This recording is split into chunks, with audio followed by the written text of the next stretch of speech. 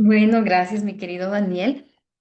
Bueno, mis amados, vamos a iniciar porque tenemos una hora exactos para que podamos completar este tema. Y vamos a irnos en su manual, ahí en la introducción. Por favor, póngale ahí en la introducción. Estamos en la página 73 de su manual. ¿Qué nos vamos a enfocar? Vamos a enfocarnos en esta clase acerca de lo que es el método inductivo. Tanto en módulo uno, en módulo 2 hablamos acerca del módulo del método inductivo. ¿Cuál es el objetivo? Que este método a usted le ayude a hacer las preguntas correctas para enseñar a las personas nuevas, ¿no? Usted lee un pasaje, un versículo y comienza a desarrollar preguntas para ir guiando a las personas hacia un mejor entendimiento de la palabra, a una mayor comprensión, pero también a una aplicación, ¿no? Y como usted ya, ¿quién recuerda? A ver, abra su micrófono y coménteme cuáles son los pasos o los tres tipos de preguntas en el método inductivo.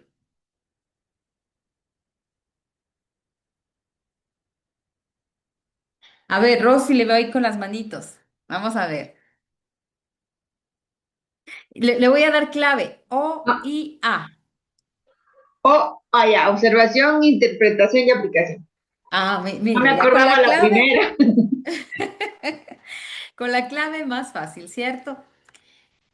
Nosotros teníamos estos tres tipos de preguntas, ¿no? O, I, A. Y también usted le puede, puede acordarse porque es como que habla de oír, ¿no? De saber oír, de saber escuchar. O, I, A.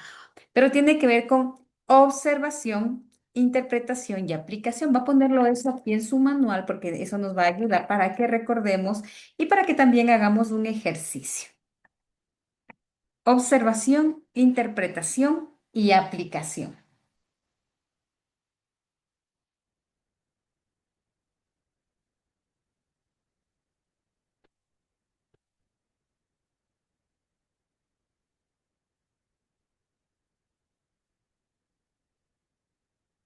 ¿Listo? Muy bien. ¿Listo? Observación. ¿Qué es observación? Vamos a ir como detectives, ¿no es cierto? Necesitamos entender qué es lo que dice el pasaje. Para entender lo que dice el pasaje, debemos averiguar, primero, cuáles son los personajes, ¿no? ¿Cuáles son los hechos? ¿Cuál es el contexto histórico? ¿Qué es lo que está sucediendo en ese lugar? El lugar, si fue en Jerusalén, si fue en Samaria, si fue en Judea, si fue en uno de los viajes de Pablo, etcétera, si es Antiguo, Nuevo Testamento. Los horarios, si fue en la mañana, fue en la noche. Hay pasajes donde nos dice temprano en la mañana, nos explica, ¿no? Las circunstancias. Eso nos va a ayudar a poder hacer o desarrollar un mejor tipo de preguntas, ¿no? Como el qué, cuándo, dónde, cómo, a qué hora.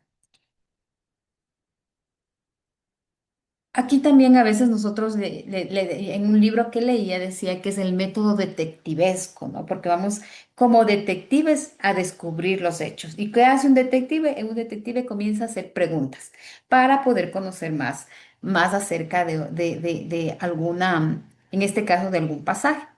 La interpretación, ¿qué nos ayuda? La interpretación a ver el significado de los hechos. ¿Qué quiere decir? ¿Qué significa? Eso nos puede ayudar, primero, para entender tal vez alguna situación, como por ejemplo cuando Jesús vio a Nicodemo, él directamente mira, alza su mirada al árbol y le llama por su nombre, ¿no? Y le dice, Nicodemo, baja, porque es preciso que hoy more en tu casa. Hay una pregunta de interpretación que me saben hacer es, ¿cómo? Jesús le dijo por el nombre, ¿no? ¿Acaso Jesús ya sabía quién era Nicodemo? ¿Ya lo conocía antes? ¿Por qué le llamó por su nombre? Entonces ahí pueden ver varias respuestas que he escuchado. Es, bueno, primero Jesús conoce, ¿no? Conoce todo. Y por ende también nos conoce por el nombre, ¿no? Él lo sabe todo, lo ve todo. Esa puede ser una respuesta. Puede ser, la otra puede ser que Jesús tuvo, me han dicho, Jesús tuvo contacto con Nicodemo, tal vez en alguna otra circunstancia, o él ya sabía la condición. Yo me quedo con la primera, ¿no? De que Jesús nos conoce a todos y conoce nuestra condición. El, Pero ahí viene el por qué. O cuando nos habla acerca de Nicodemo y nos dice publicano en algunas versiones. Hay una pregunta es, ¿y qué significa ser un publicano? Entonces, en otras versiones dice que era un recaudador de impuestos, nos amplía un poco el significado, ¿no? En silla de escarnecedores se ha sentado, que también vemos en ese pasaje en Salmos. ¿Por qué en silla de escarnecedores? ¿Qué quiere decir silla de escarnecedores? Si usted está con un nuevo creyente y le dice, qué es estar en silla de escarnecedores? ¿Recuerda usted cuál era el significado de estar en silla de escarnecedores? De estar hablando de otras personas o actuando o pretendiendo hacer algo en contra de alguien. Ujú.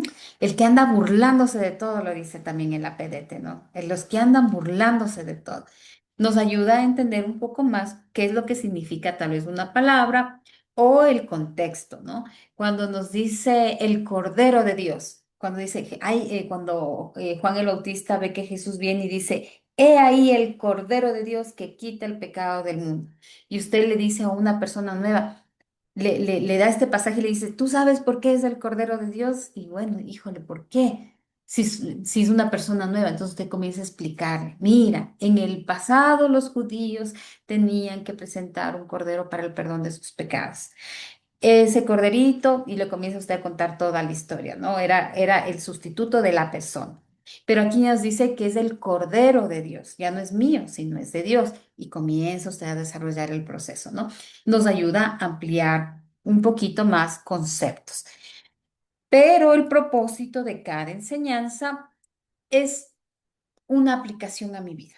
¿Cuál es la conclusión? ¿Qué he aprendido de este pasaje? ¿Cómo lo voy a aplicar? ¿Cómo voy a responder? Ya vienen preguntas personales dirigidas. En el grupo usted ya dirige la pregunta hacia la persona, hacia la persona. ¿Qué decisión tomarías tú? ¿Cómo responderías ante esta enseñanza?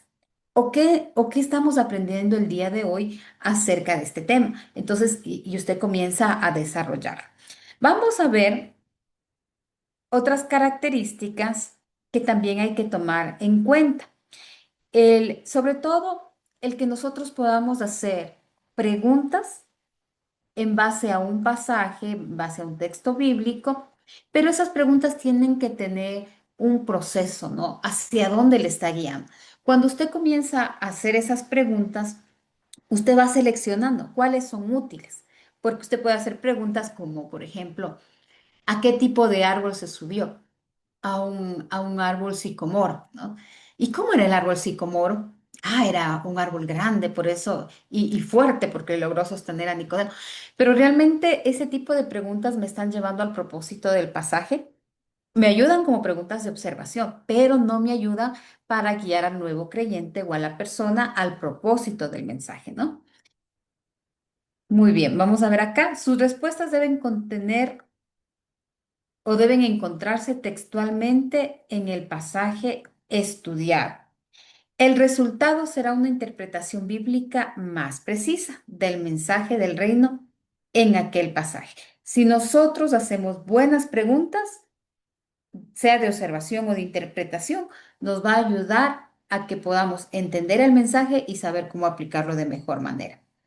Algunas cositas para tomar en cuenta. Por ejemplo, ahí usted ve dos dibujitos, ¿no es cierto? ¿Qué le dice esos dos dibujitos? Así a primera vista, qué puede ver usted? ¿Qué me diría acerca de esos dos personajes que vemos ahí? El uno es un siervo de Dios y el otro está en las cosas del mundo.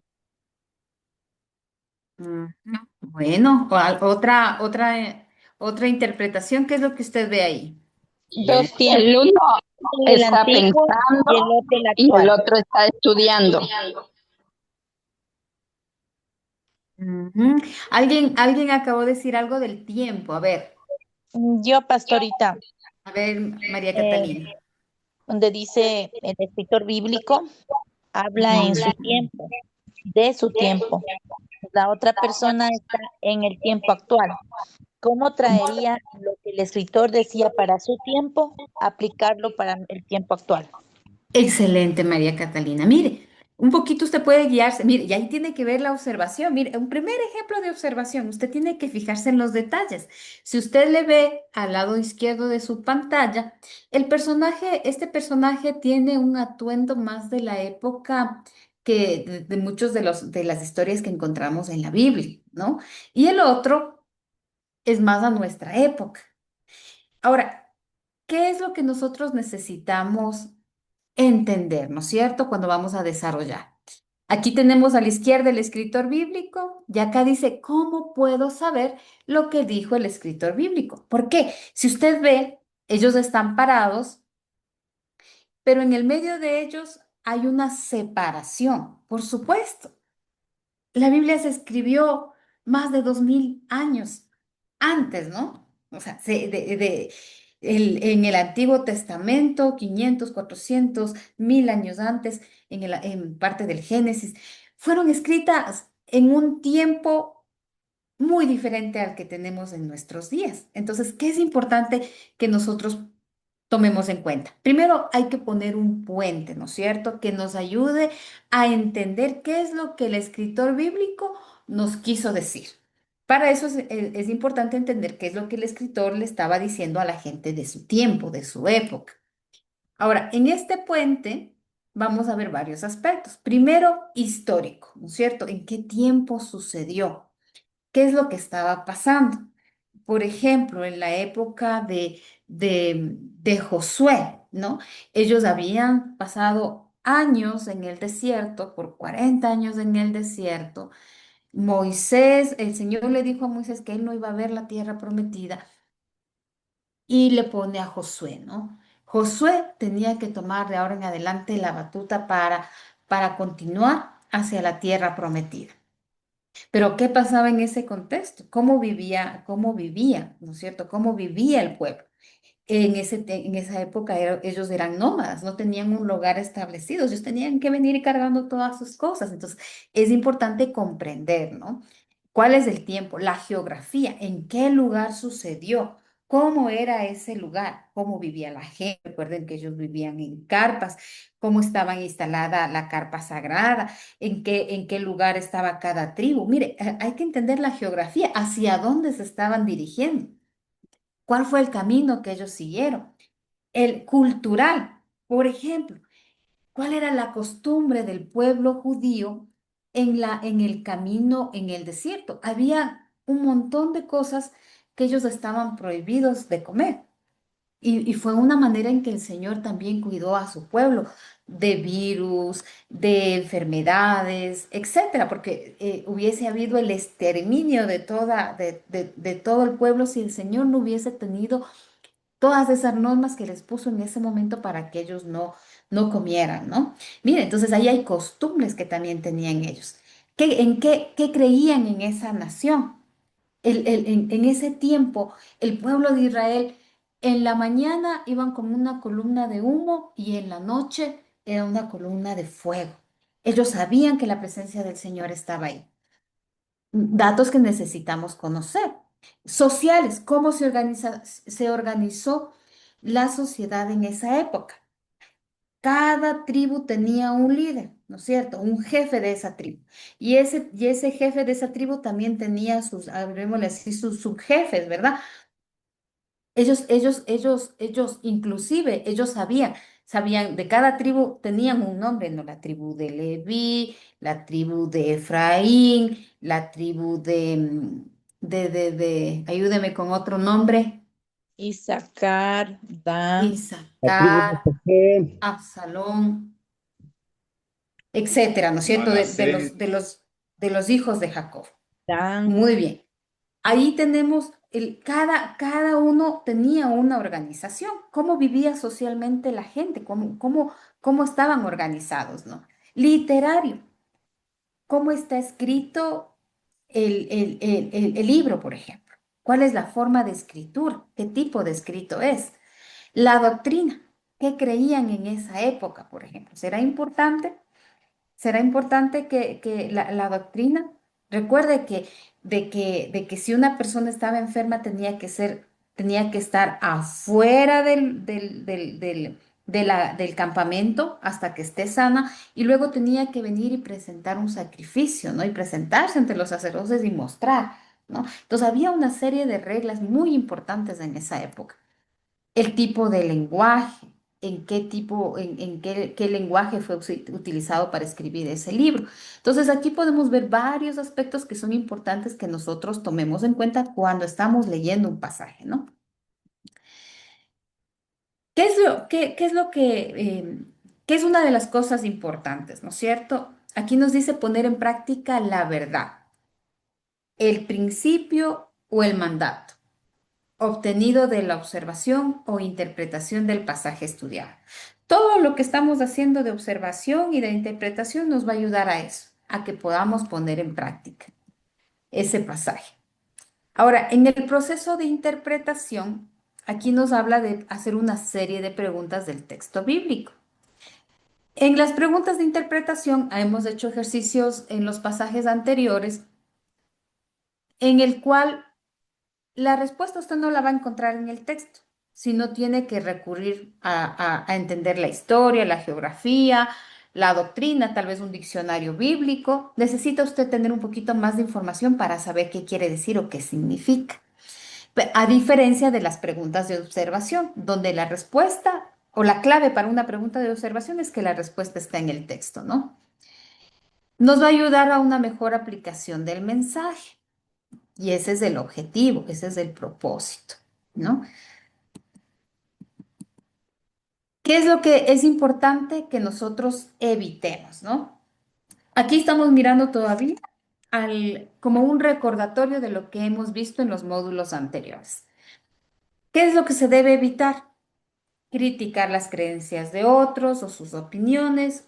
Usted llega a un grupo de estudio bíblico y creo que le hemos hablado, ¿no es cierto? Donde usted ve que tienen un santo, la imagen de la Virgen, del Divino Niño, o usted entra y tienen colgada la sábila, los zapatos de bebés, no sé qué otra cosa más usted ha visto tal vez en alguna casa. A ver, ¿quién me puede contar, comentar un poquito? ¿Qué es lo que usted ha visto al entrar en una casa que le han invitado para estudiar la Biblia? Patas de, patas de conejo, altares. Mm, mire, patas de conejo. Algunos tienen la ruda, la sábila también he visto en algunas casas que la tienen Eh, como colgadas en la puerta. Al frente de la puerta saben tener, bueno, he visto Herradura. las herraduras. Herradura. ¿Usted ha visto en los negocios que tienen un gato moviéndose de esta manera? Ah, Sí, pastorita. Yo he Mire, visto en los autobuses unos duendes que les andan a cargar ahí. mire, algo que se ha puesto de moda también en este tiempo han sido esos, como unos duendes, ¿no? Que la gente dice que para que traiga la suerte, que no sé qué. Usted va a encontrarse con muchas cosas, ¿verdad? Ahora, recuerde, una de las cosas que nosotros debemos aprender es que usted no va a llegar y de inicio le va a decir, saque ese altar o lo que usted cree. No, usted tiene que enseñar o la persona va a aprender a través del estudio de la palabra. Y solitas van a sacar todas esas cosas que usted en un momento vio, va a llegar a un punto donde usted ve que las personas han sacado eso. Eso es importante porque al momento en que usted comience a criticar esas creencias, primero la gente, usted está criticando algo que desde la niñez posiblemente de que sus padres les inculcaron y usted le está, pues, le está confrontando de una manera quizás que para ellos sea como un señalamiento, ¿no? Pero es diferente cuando no es usted el que le dice las cosas, sino es la palabra de Dios la que habla. No es mi fundamento humano.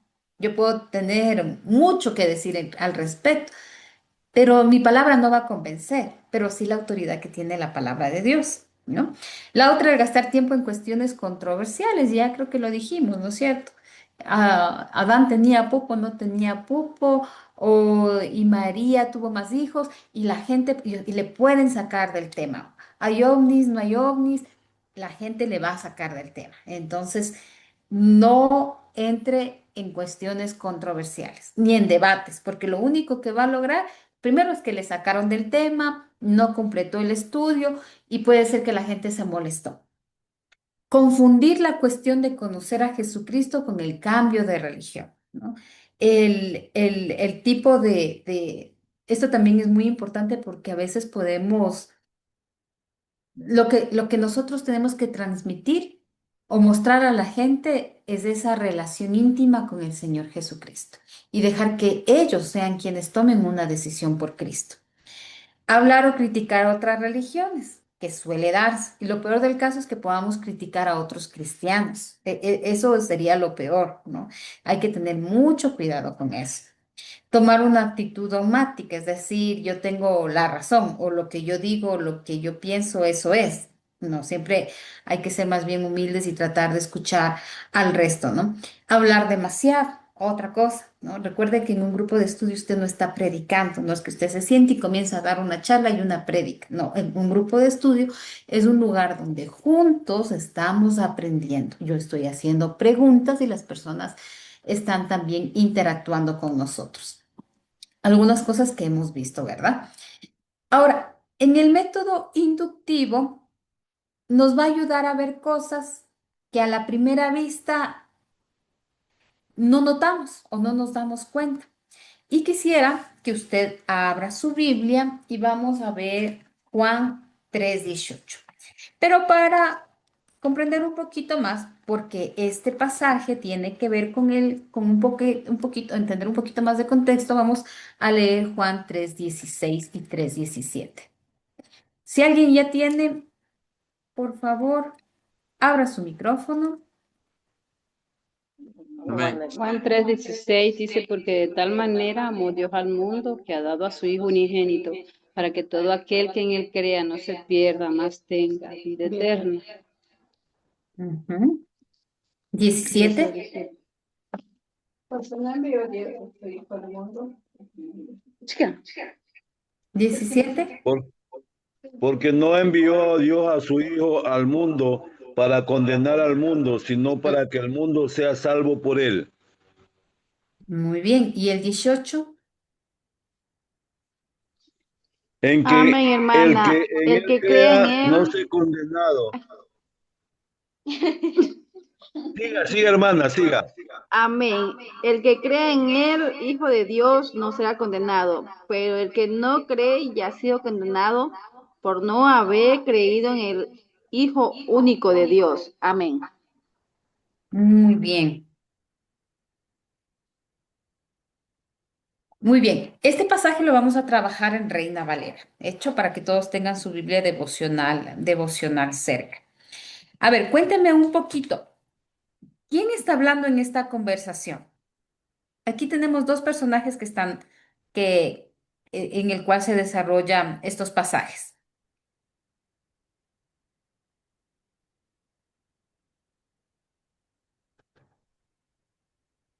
Y lo va a ver en el título del versículo 3.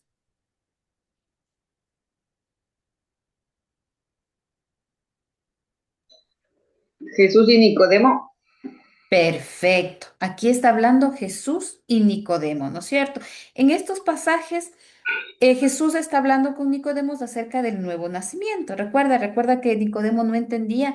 Y cuando Jesús le hablaba del nuevo nacimiento, Nicodemo le decía, pero ¿cómo? ¿Es que tengo que entrar nuevamente dentro de mi madre em, para nacer de nuevo? Entonces Jesús le está hablando aquí de acerca de ese nuevo nacimiento, ¿no? También le habla acerca de la salvación, que la salvación es por fe. Y le habla, sobre todo en ese pasaje precioso que muchos no sabemos de memoria, Juan 3:16, que nos habla del amor de Dios, ¿no? Y en el Juan 3:17 y 18 nos comienzan a dar una explicación más amplia del versículo 16, ¿no? Y nos habla también más adelante, en el versículo 20 al 31, que ya lo vamos a leer más luego, cuál es el propósito del Evangelio. Entonces, primero vamos a concentrarnos un poquito en este pasaje, ¿no? En Juan 3:18. ¿Cuántas oraciones usted puede ver aquí?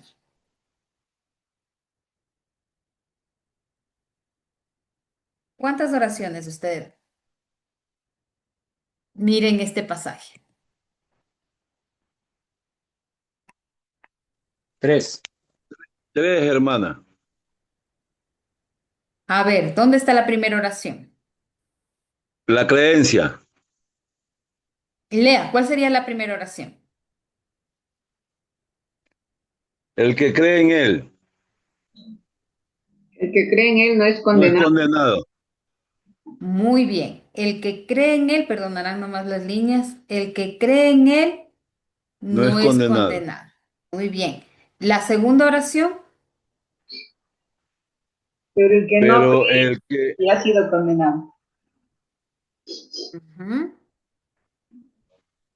Recuerde que una oración se separa por un punto, sea punto o punto y coma. Entonces, ¿cuántas oraciones hay ahí?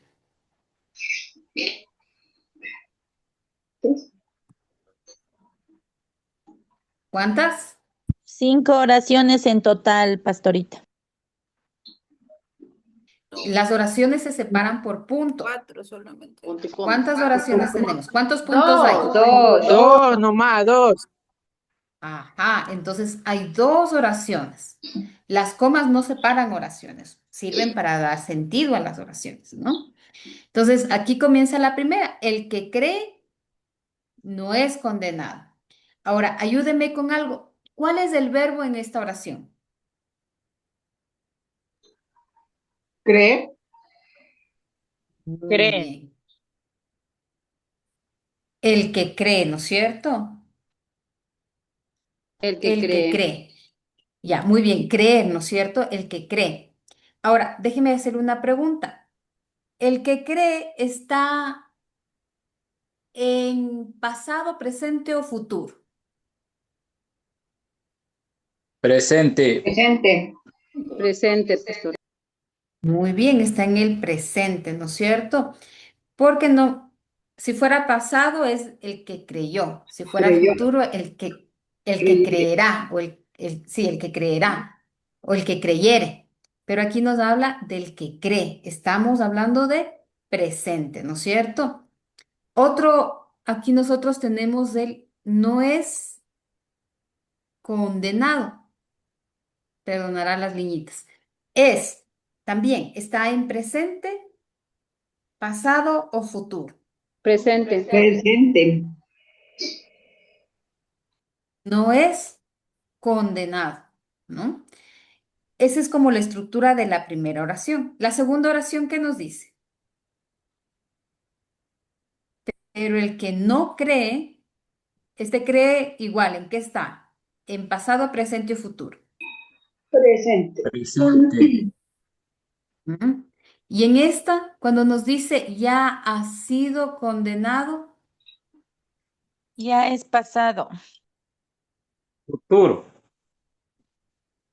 Pasado. Pasado. Pasado. ha sido. Ujú. ¿En qué momento fue condenado? Cuando no creyó.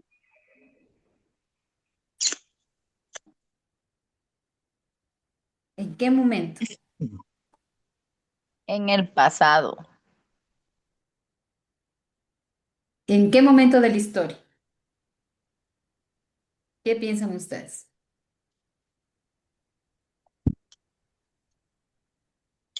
Le voy a dar una clave. En el versículo 17 dice, porque no envió Dios a su Hijo al mundo para condenar al mundo, sino para salvarlo por medio de él. Porque el mundo ya estaba condenado. ¿En qué momento? Antes que venga.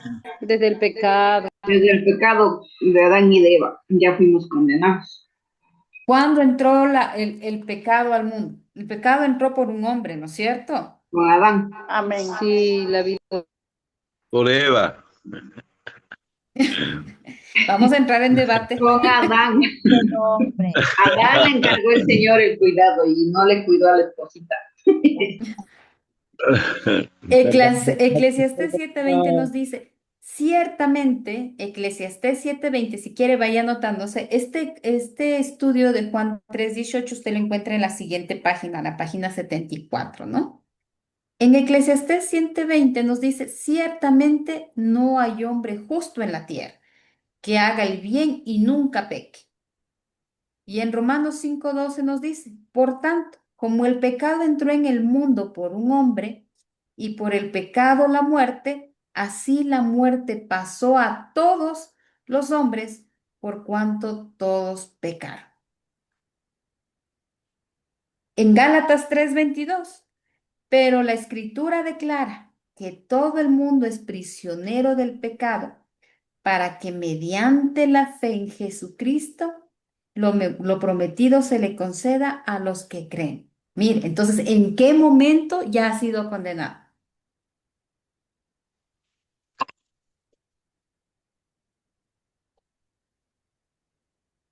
A ver, confirme Pasado. lo que acabamos de leer. Pasado. En el pasado, ¿no es cierto? Con el pecado, con el pecado original, con el pecado que cometieron Adán y Eva, ¿no? La humanidad ya estaba condenada, Amén. ya ha sido condenada. No era necesario que Jesús viniera para condenar al mundo, porque el mundo ya está condenado. Y lo dice el pasaje 17, sino Jesús vino para salvar, ¿no es cierto? Sino para que el mundo sea salvo por él. Ahora, me gustaría que aquí podemos nosotros ver dos tipos de personas. ¿Qué tipos cuáles serían esos dos tipos de personas? Los que creen y los que no creen. Creen en los Perfecto, Cata. An- ¿cómo te dicen reducido tu nombre?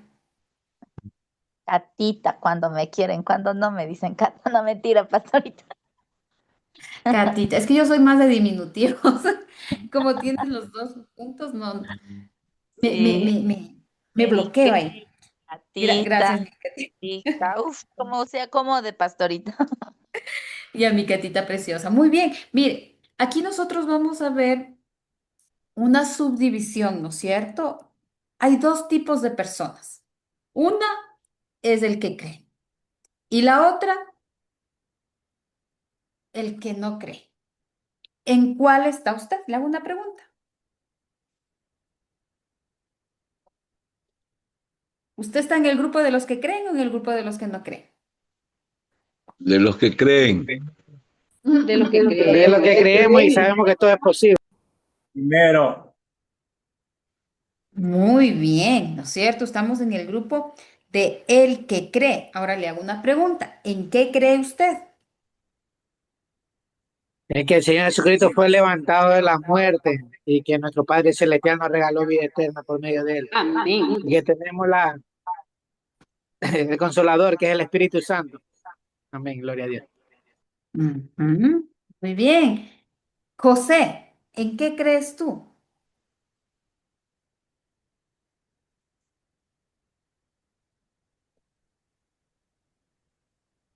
¿Qué implica el que cree?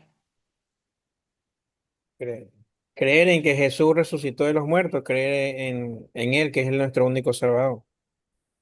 Ujú. Muy bien. El creer tiene que ver también con una confianza plena, ¿no es cierto?, en el Señor Jesucristo. No es algo que simplemente creo hoy y mañana se termina, ¿no? Es una fe viva. Es creer y vivir creyendo, ¿no es cierto? Es algo que continúa. Cuando nos habla del creer, y si usted ve aquí se repite como tres veces, cree, cree, cree, ¿no es cierto? Es como una repetición que tenemos ahí. ¿Qué es lo que obtiene el que cree? vida, Ujú. Primero, no hay una condena, ¿no? No va a ser declarado culpable, porque ¿qué significa condenado? ¿Cuál es el significado de condenado? Que ya ha habido un veredicto sobre él y no, Ujú, Declarado culpable. Muy bien. Ya no Y tiene condenar oportunidad. tiene que ver con juzgar o declarar culpable, ¿no? Mire, mire, a veces podemos leer el pasaje y no darnos cuenta de las verdades tan grandes que nos muestra la palabra de Dios. Cuando nos habla de no es condenado, es decir, declarado no culpable, ¿no? Es, es, es, es el Señor quitándonos del grupo, de los que ya están condenados, sacándonos de ese grupo y diciéndonos, el que cree no es condenado. Nos pasa a los que estamos justificados, ¿no? Y cuando nos habla también de acá, en el que no cree, ya hablamos del que ya ha sido condenado, que no es que ocurrió ahorita, sino ya ocurrió en el pasado, vive en esa condenación. En Juan también nos dice que la ira de Dios vive sobre él, ¿no? ¿Por qué? Porque no cree. Y acá viene el por qué. Porque no ha creído en el nombre del unigénito Hijo de Dios. Cuando nos habla aquí en el nombre, ¿qué querrá decir? ¿Por qué nos dice en el nombre?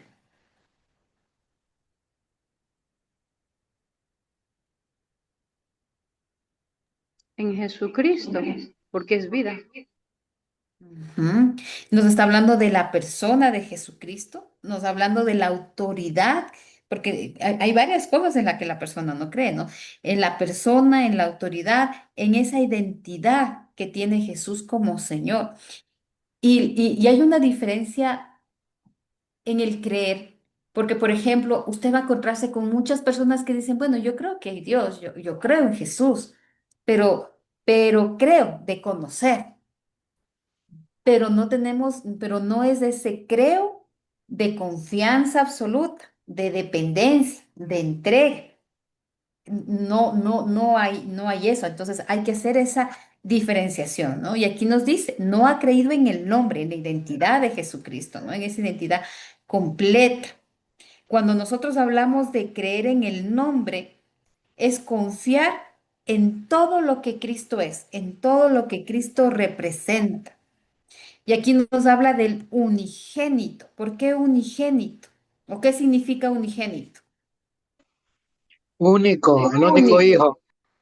Único hijo, es único en su clase, es exclusivo, Un es en solo esa relación sacrificio. única que tiene Jesucristo con el Padre. Ujú. Mire, aquí podemos ver grandes verdades que nos enseñan en este pasaje. Genéticamente único es también, pastorita, porque unigénito viene Muy de la bien, palabra genitamente único. muy bien. Ajá, que viene del Padre directo, ¿no? Cuando nosotros hablamos de juzgar, podemos tener aquí otros pasajes, como Romanos 2:12. A ver si usted me ayuda. Romanos, alguien que me ayude buscando Romanos 2:12. Ahí mismo Romanos 2:16. Y alguien tenga listo segunda de Timoteo 4:1. Amén, pastora. A Porque ver, todos los vamos. que, porque todos los que sin ley han pecado, sin ley también perecerán, y todos los que bajo la ley han pecado, por la ley serán juzgados.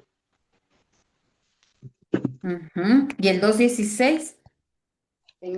Amén, hermana.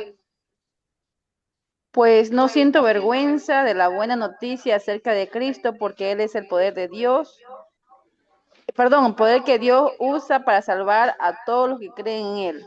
Se anunció primero a los judíos, pero ahora también se anuncia a los que no son judíos. Amén. Ujú. Y en segunda de Timoteo Amén, gloria a Dios. Segunda de Timoteo capítulo. 4:1. Amén. Y la palabra de Dios dice, cuando Jesucristo regrese como rey Juzgará a los vivos y a los muertos. Así que antes Dios y Jesucristo te ordene. Muy bien, mire, Dios se presenta, aquí en estos pasajes vemos que Dios se presenta como un juez, ¿no es cierto? Que ha de juzgarnos y condenarnos por Elección nuestros 10. pecados. Pero en Elección 10. sí ya estamos condenados, dado que ya, de que todos hemos pecado, como hemos visto todos los pasajes anteriores que leímos, ¿no? Y nos ha mostrado las consecuencias de ese pecado. Y aquí viene aquí vendría como una pregunta de aplicación con las personas nuevas, ¿no? En, en qué grupo de personas te gustaría estar tú? ¿En los que creen o en los que no creen? Sabiendo que hay consecuencias de una decisión que cada uno toma, ¿no? En los que creen. En los que creen, hermana. Ujú. En los que creen, mi hermanita. Mire, me encanta también este. Ayúdeme buscando Mateo 16:27, Hechos 17:31. Mateo 16:27.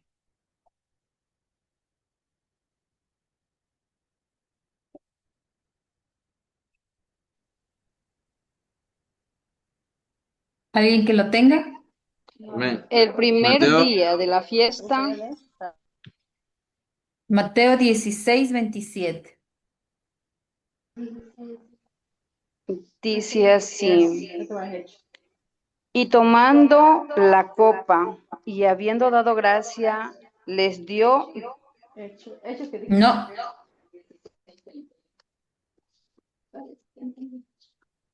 26. porque el dieciséis Hijo, veintisiete. porque el Hijo del Hombre vendrá en la gloria de su Padre con sus ángeles, y entonces pagará a cada uno conforme a sus obras. Ujú. Muy bien. ¿Y Hechos 17:31? Dios ha fijado una fecha en la cual juzgará a todos con justicia y lo hará por medio del hombre que él ha elegido y resucitado como prueba para todos. Muy bien. Mire, nos habla de ese juicio final, ¿no? El juicio no va a determinar si las personas que no han tenido fe son o no son condenadas, porque eso ya se sabe.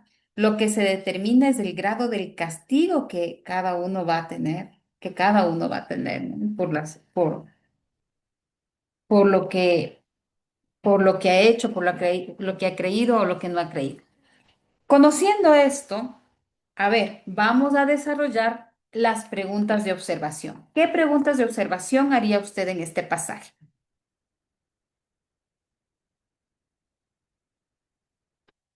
A ver, comience a desarrollar.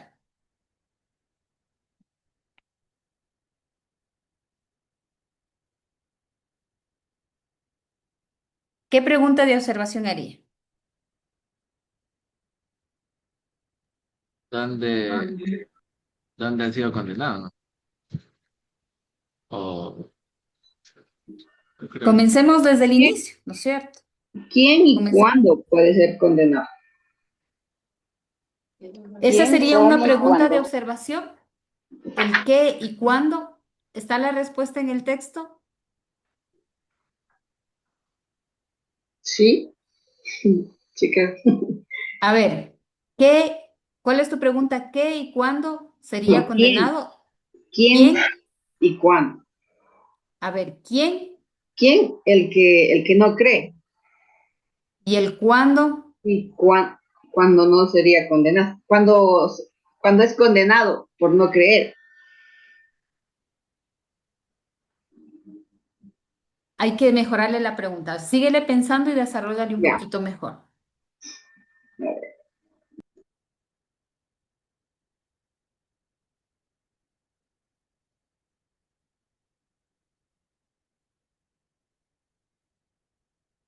A ver, una pregunta de observación que usted haría en este pasaje.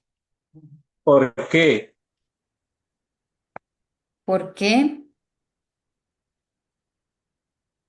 También por no creer es condenado. Pero ¿cuál es la pregunta?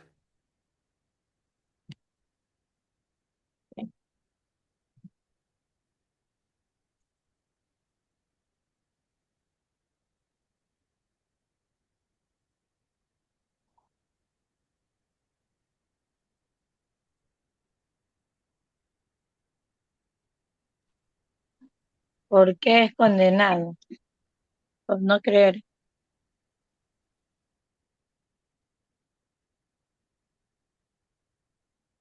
Una pregunta sería, ¿qué pasa con los que creen? Ahí nos habla en él, pero para hacerla más directa, ¿en quién? ¿Quién? Cuando nos habla de él, ¿de quién está hablando? De Jesús. De Cristo. Señor, Entonces, ¿cómo le haría usted la pregunta? para no ser condenado, ¿en quién debería creer? La respuesta debe ser en Jesús. Muy bien, para no ser condenado, ¿en quién debería?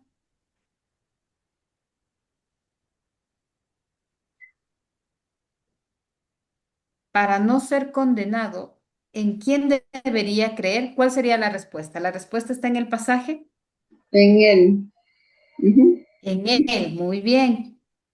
Y más específicamente, sabemos que ese él es Jesucristo, Jesús. ¿no? Muy bien. Otra pregunta. Excelente, María Catalina. Vamos a ver. Otra pregunta.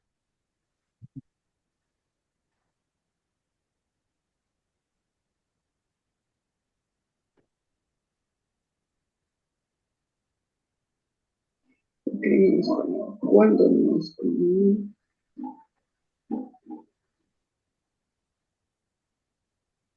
¿Qué pasa con los que no creen en él? ¿O qué pasa con los que no creen en Jesús?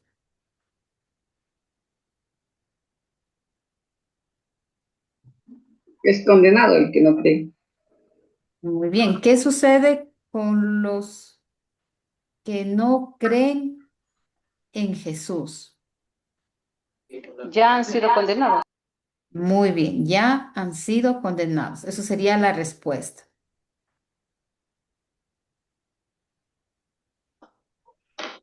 ¿Otra pregunta? ¿Cuántos hijos tenía Dios?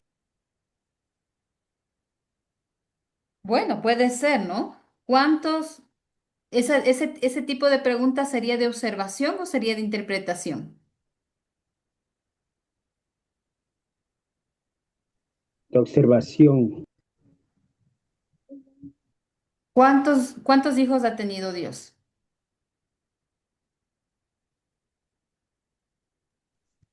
Solo uno, Jesucristo. Ujú. Jesucristo, muy bien, Jesucristo, ¿no? En el pasaje nosotros hablamos que nos dice el unigénito hijo, ¿no? El unigénito quiere decir único. Una pregunta de interpretación.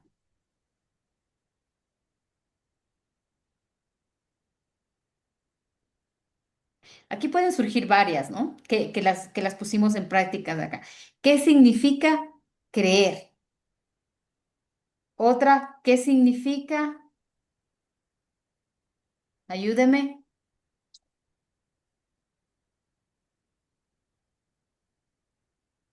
Condenación, por ejemplo. ¿Qué Otra pregunta de significa interpretación. Ser condenado. unigénito? Muy bien. La pregunta puede ser, ¿qué significa condenación o qué significa ser condenado? Cualquiera de las dos, ¿no? ¿Qué significa unigénito? Muy bien. Mira, ella nos salió tres preguntas de Ser unigénito. interpretación. Único. Único, único en su clase, ¿no? Y una pregunta de aplicación. ¿Cómo le haría usted una pregunta de aplicación para una persona nueva? O no tan nueva, una persona que está en los estudios. ¿Usted quiere ser salvo o condenado? Ujú. Bueno, esa puede ser una, ¿no? ¿Y ahora qué piensa hacer con respecto a lo que aprendió, por ejemplo? Si quiere creer, como usted nos decía, en qué grupo queremos estar? ¿En los que creen o en los que no? Pero a ver, va a haber la consecuencia. Ah, bueno, muy bien. Aquí podemos hacer el mismo tipo de pregunta de formas diferentes, ¿no? Primero puede ser, ¿qué, qué decisión tomarías tú, ¿no? creer o no creer, porque todo se basa en esa decisión, de si creo o decido no creer, porque el decidir no creer también es una decisión que estoy tomando. ¿Tomo la decisión de creer o tomo la decisión de no creer? A la final hay una decisión que está ahí. Si tomo la decisión de creer, ¿qué obtengo yo? No voy a ser condenado, Salvación. tengo vida eterna, tengo salvación. Muy bien.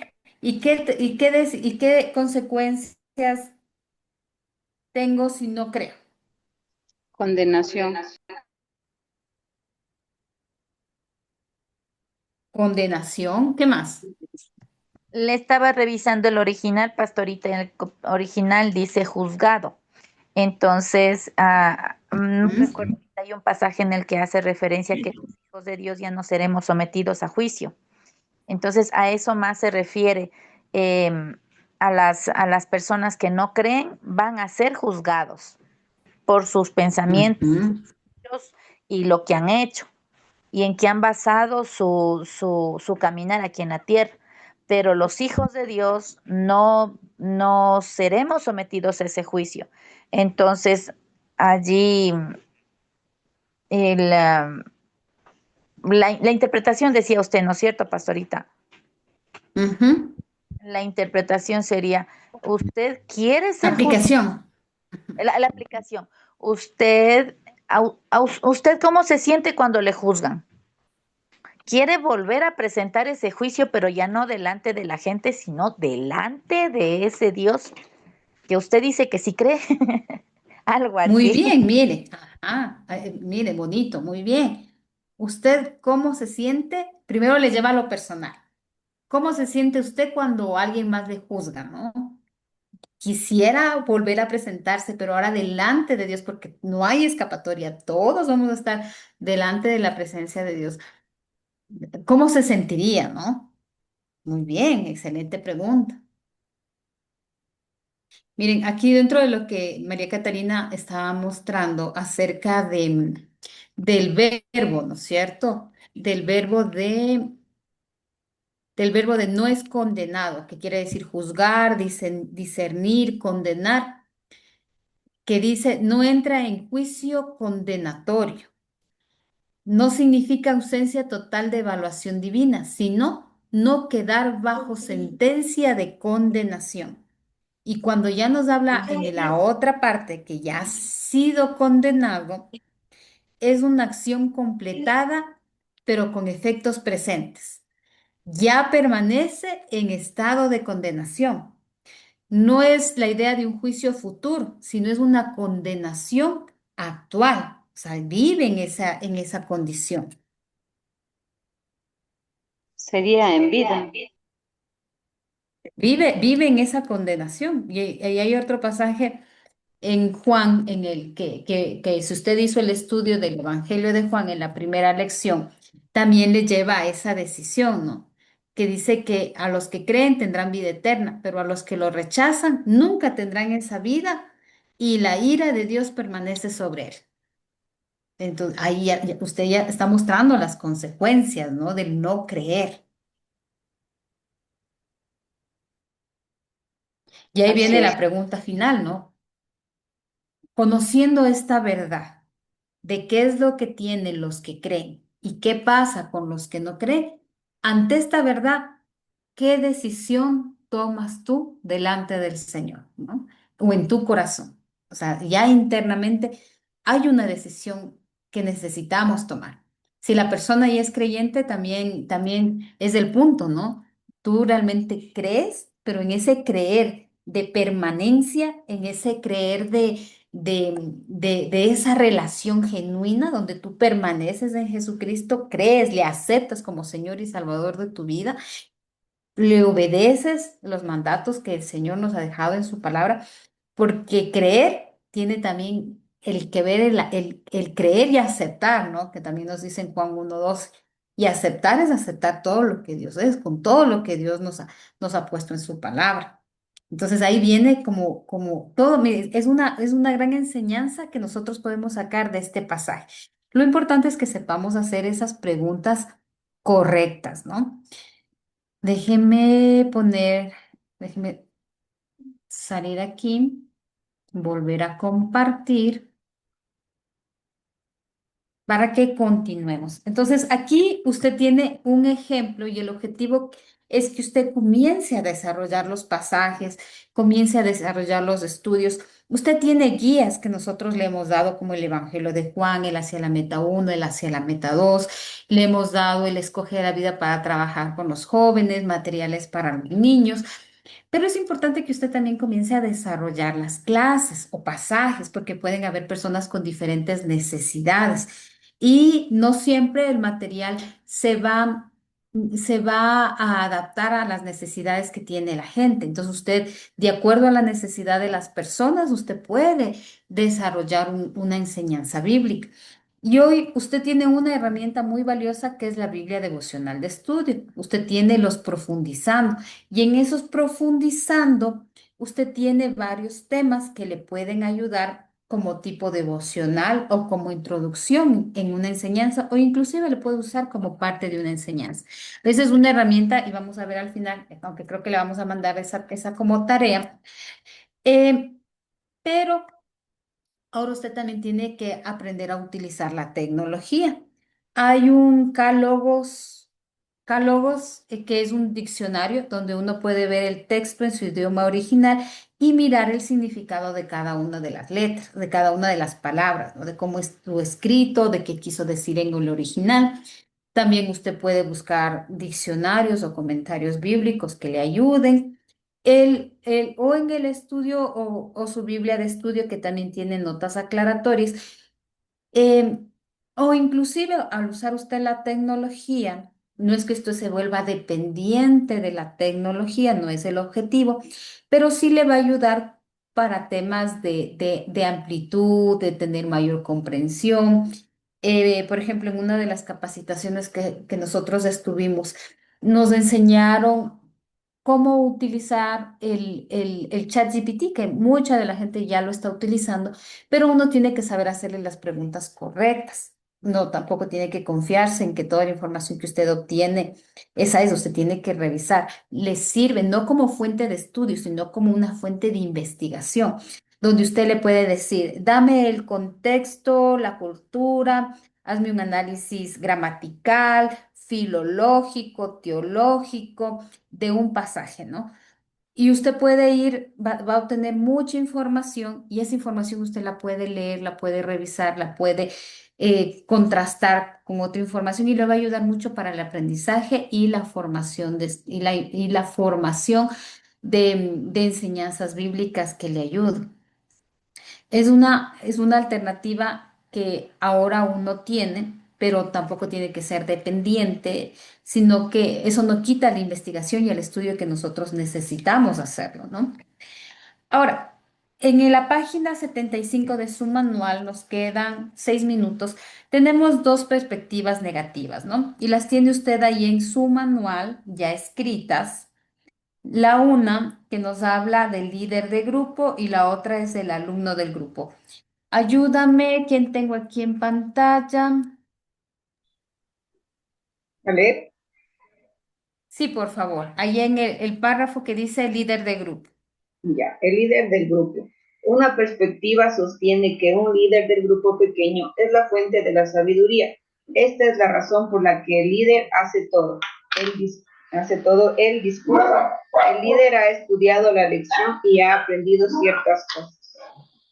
Muy bien. Mire, nosotros no debemos creernos la fuente de la sabiduría, no. Nosotros podemos aprender de las personas que llegan a los grupos de estudio bíblico. La experiencia que las personas tienen también pueden enriquecer una enseñanza. El punto B, Rosaura, tenemos ahí. Amén. Muy bien, La leamos. perspectiva anterior sostiene que puesto que el alumno no tiene madurez, sus experiencias y su conocimiento son de poco valor. De allí que la responsabilidad primordial del alumno es sentarse en silencio, escuchar lo que el líder tiene para decirle. Su responsabilidad es recordar lo que el líder le enseña. El punto de vista del maestro hacia el alumno está perspectivamente es, usted se sienta hasta lo que yo indique, el líder ve su tarea como si estuviera llenando el vacío del alumno. Ujú. Recuerde que en los grupos de estudio bíblico la forma de enseñanza no tiene que ver con esto, ¿no? Nosotros no tenemos toda la verdad, nosotros vamos formando el estudio bíblico vamos construyendo la enseñanza bíblica, con lo que el grupo también va compartiendo, ¿no? Sus experiencias, tal vez su conocimiento de algo, y nosotros vamos guiando, llevándoles a través de la lectura y a través de de las preguntas, vamos guiando, pero eso no quiere decir que nosotros tenemos toda la verdad, ¿no? Punto 3, Leito. Observación a las dos perspectivas. El líder ha estudiado y conoce ciertas cosas, pero a los alumnos de la clase también se les debería reconocer que saben ciertas cosas. El aprendizaje se efectúa a través del intercambio de ideas y experiencias entre el líder del grupo y los alumnos. Es cierto, el líder es el más maduro y por eso dirige al grupo. Sin embargo, para que los alumnos descubran por sí mismos las verdades bíblicas que están estudiando, el líder deberá tomar una actitud de siervo. Muy bien. A veces nos ha pasado que en los grupos usted hace la pregunta y nosotros mismos, o sea, nosotros hacemos la pregunta y nosotros mismos la respondemos, ¿no? Entonces, de participación en el grupo para que las personas se tomen su tiempo de reflexionar, de comprender y ellos mismos puedan ir respondiendo. La siguiente página, en la página 76, nos habla acerca de los diferentes tipos de discursos. Y tenemos discurso informal o familiar, explicativo, argumentativo o declaratorio, ¿no? Y tenemos estos pasajes para que usted, le voy a poner ahí para que usted los vaya anotando, ¿no? Cuando nos habla de las diferentes tipos de discurso, del diferente tipo de discurso, aquí nos habla del informal y familiar, que por lo general es el que nosotros utilizamos en los grupos de estudio bíblico. Es un discurso más cercano, más relacional, posiblemente más sencillo y más cotidiano, ¿no? Comenzamos a trabajar con la gente semana a semana. El objetivo es poder conectar con las personas, por eso hacemos un rompehielo, una dinámica para poder iniciar la conversación o el estudio, etcétera, ¿no? Aquí vemos el texto de Marcos 2, del 1 al 2, que dice, entró Jesús otra vez en Capernaum después de algunos días, y se oyó que estaba en casa, e inmediatamente se juntaron muchos, de manera que ya no cabía ni uno en la puerta, y les predicaba la palabra.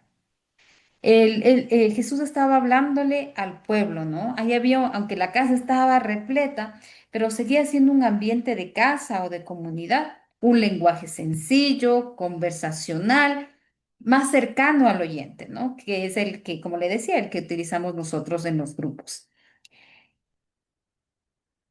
Un ejemplo, por decirle, imagínense que Jesús está ahí junto a usted en la casa, ¿no? El día de hoy. Y la gente comienza a llegar, ¿no? Así como vemos en el pasaje, y comienza a llenarse todo. ¿Por qué llegaría la gente a ver a Jesús? ¿Por qué esa casa se llenó de gente? ¿Por qué Había quería la muchos gente que lo estar ahí con perseguían por Jesús? los milagros y otros por los panes y los peces, y muchos por la ¿Mm? enseñanza. Bueno, mire, había mucha gente que llegó, ¿no es cierto?, con diferente tipo de necesidad, ¿no? Mucha gente llegaba porque Jesús era el que tenía palabra de vida, ¿no? Llegaba porque Jesús podía hacer milagros.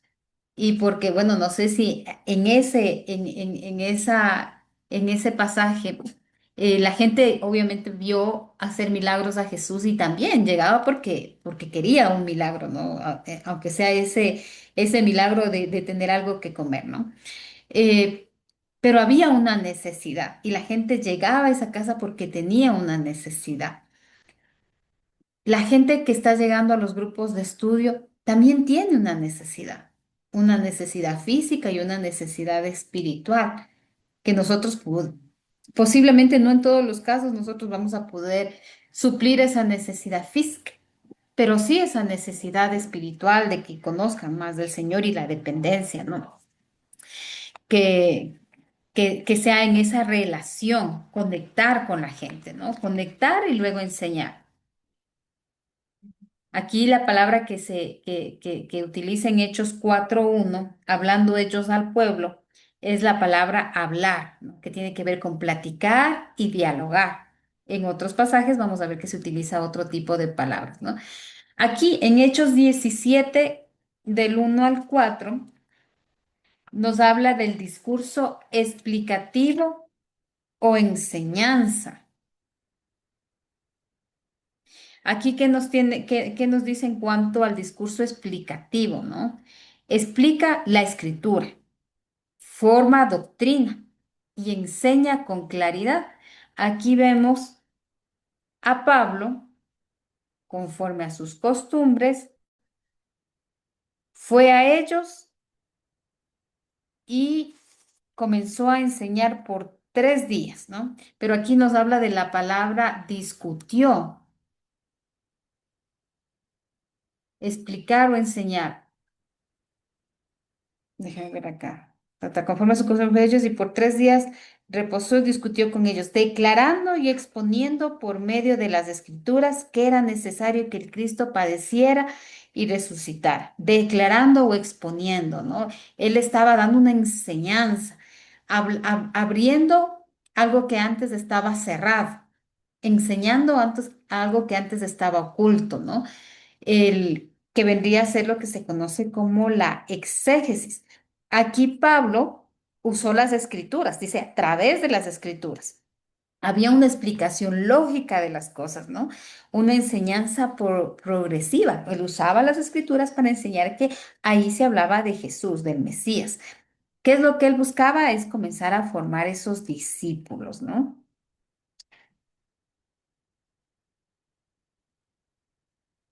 En los discursos argumentativos. Aquí tenemos 2 pasajes, Hechos 20 del 7 al 11 y Hechos 24 al 25. En estos discursos argumentativos, ¿no? ¿Qué quiere decir argumentativo? Tiene que ver con persuadir, convencer, con confrontar ideas. En esta primera nos habla de Pablo que estaba enseñando y alargó su discurso hasta la medianoche, hasta la madrugada.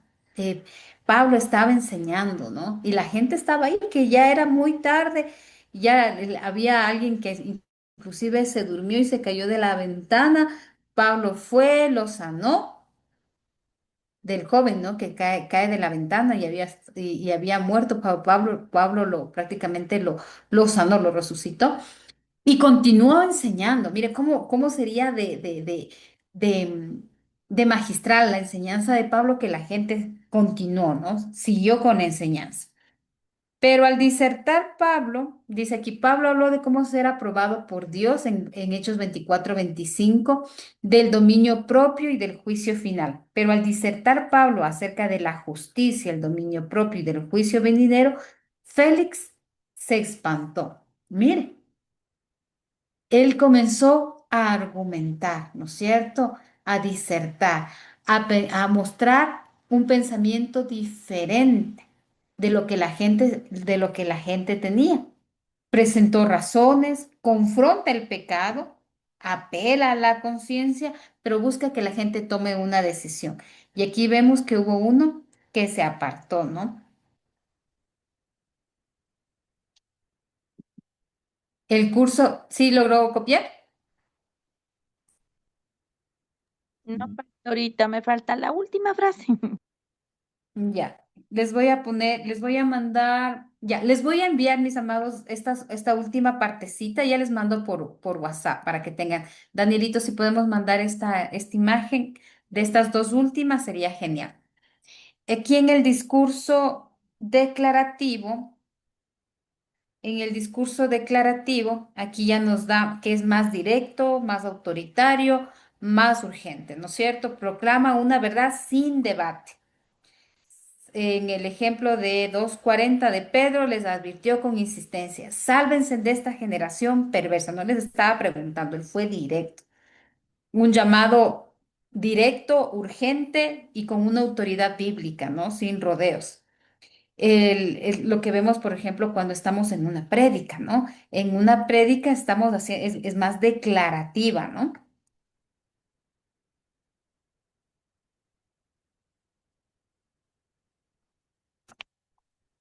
Aquí vemos en el griego también que nos dice pregonar públicamente, que demanda atención y obediencia.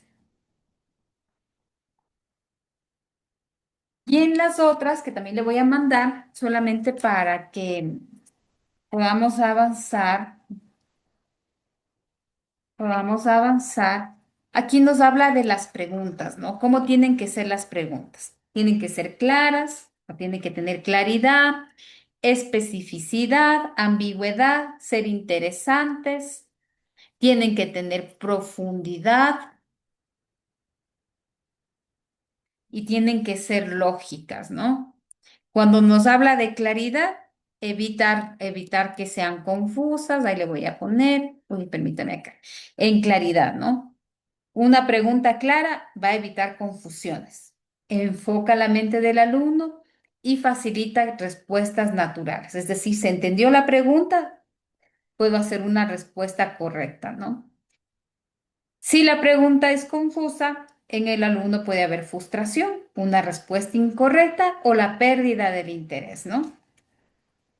En especificidad, tiene que ver con preguntas específicas, obligan a observar el texto, evita respuestas generales o superficiales y desarrolla una precisión bíblica, ¿no? Esto es específica. No busca, en el método inductivo, usted no busca una opinión, sino descubrir qué es lo que el texto dice y es lo que tenemos que generar. En ambigüedad, también de forma controlada, aquí hay que entender que no quiere decir que yo haga una pregunta ambigua, no confusa, sino más bien una pregunta que abra a la reflexión con el objetivo de fomentar participación, de que el pensamiento sea desarrollado o una respuesta mecánica. Déjenme copiarla acá. Tenía algunos ejemplos. Voy a ver si les mando los ejemplos, ¿no? En interesante, es una pregunta interesante, despierta curiosidad, conecta emocionalmente y va a involucrar al alumno. En profundidad, usted debe guiar al alumno cada vez más profundo en el texto bíblico, levantar ese interés, ¿no? Por conocer un poco más. Y ahí utilizamos, cuando usted aplica el método inductivo, usted está siendo más profundo en las preguntas.